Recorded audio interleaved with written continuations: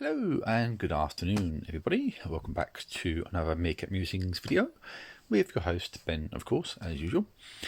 I was going to do this in the garden. I went out into the garden to start doing a video.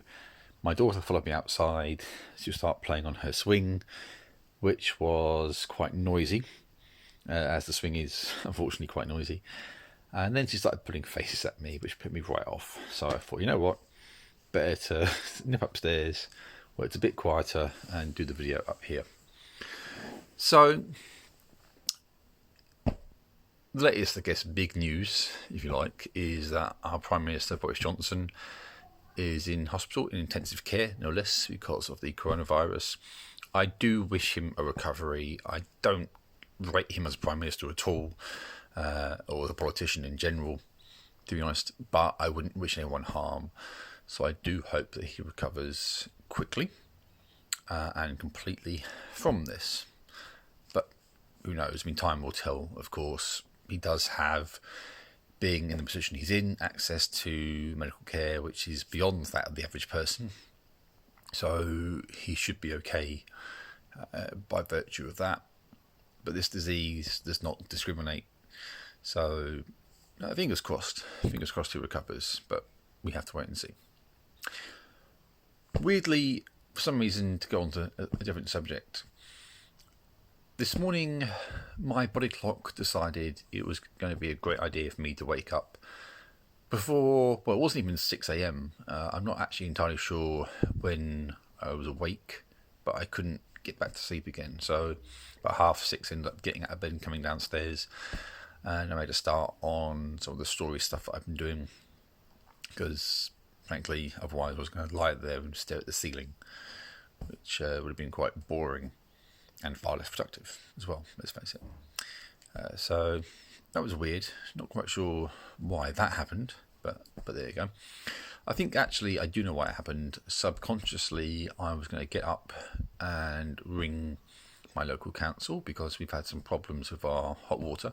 In fact, since Sunday, we've had no hot water coming out the tap, which is hardly ideal, especially when we're told we have to wash our hands with hot water and soap, and we can't do hot water, of course, unless we boil the kettle, which isn't ideal because A, it's too hot, first of all, and B, you can't use that properly to wash your hands with anyway. So it's not energy efficient, and that kind of thing. So I think that was on my mind to get up early and make the phone call to the council.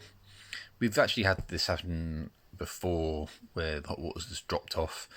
Our cold water pressure has been quite poor for a while, and we speak to the council, who refers to the water board and insists it's a problem for the water board because it's not within the boundary of the property. Speak to the water board, they send someone round, and they insist actually no, it's an internal problem for the council.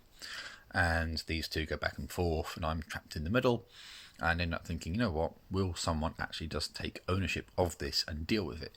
I have actually said on the phone to these guys over the past couple of days, please speak to each other directly, liaise with each other. These are the guys who are, trained, qualified specialists in this field. I'm not trained in this field. And so I keep saying to them, look, please, you guys speak directly, and then you're all on the same page, and then you can get into process what needs to be done.